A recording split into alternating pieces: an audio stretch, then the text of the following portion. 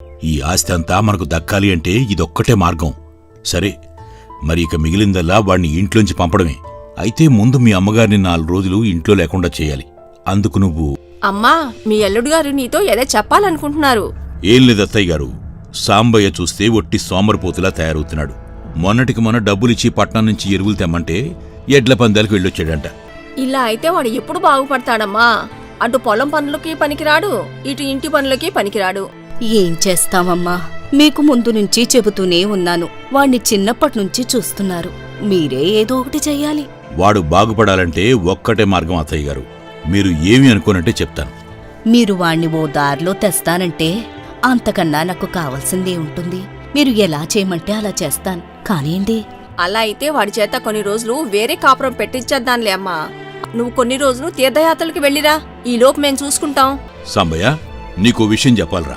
నువ్వు ఇక ఈ ఇల్లు విడిచి వెళ్లాల్సిన సమయం వచ్చింది. ఏమైంది బావుగారు?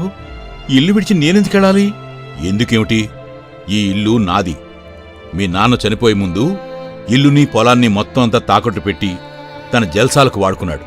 నేను పెళ్లి చేసుకుని ఇక్కడికి వచ్చిన తర్వాత ఆ అప్పంతా తీర్చాను. ఇప్పటికిప్పుడు వెళ్ళమంటే నేను ఎక్కడికి వెళ్ళగలను బావా?